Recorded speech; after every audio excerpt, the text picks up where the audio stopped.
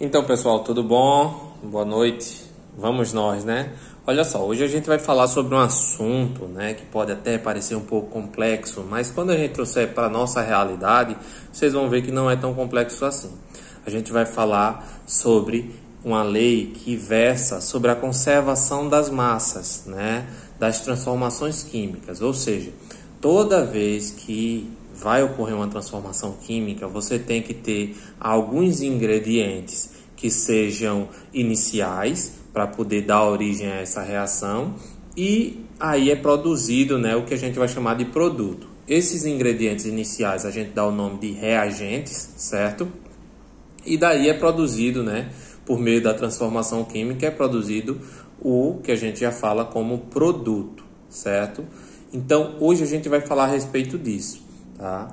Antônio Lavoisier foi um químico que ele percebeu, né, descobriu mediante os estudos dele, que quando você pega dois reagentes ou mais e juntam, esses reagentes passam por uma transformação química, aquele produto ele tem que ter a mesma massa que os reagentes somados tinham, tá? Então, a essa descoberta, né, foi dado o nome de Lei da Conservação das Massas, certo? Que é a Lei de Lavoisier.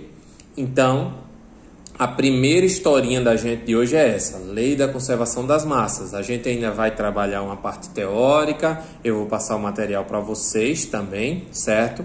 Mas eu vou logo adiantando essas partes para você. A segunda historinha que a gente tem para contar hoje é de outro químico que é Proust. O que ele pensou? Com base nesse entendimento de Lavoisier, que ele falava a respeito da lei da conservação das massas, Proust ele disse, toda vez que vai ocorrer uma reação química, as massas de reagentes e produtos, elas têm que ser proporcionais para poder realmente produzir o mesmo produto. Eu sei que está meio confuso, mas bora tentar explicar.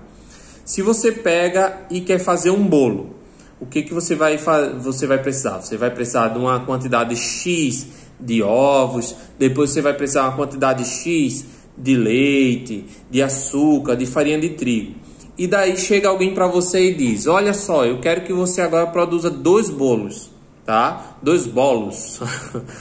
O que você vai fazer? Eu vou só aumentar a farinha de trigo e daí vai dar certo. É isso que você vai fazer?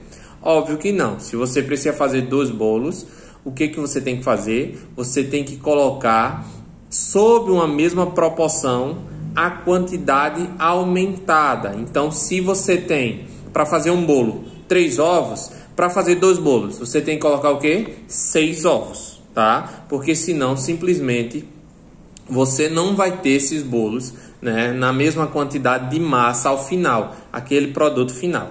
A gente vai parando por aqui e eu dou continuidade nos outros vídeos, tá? Bora junto.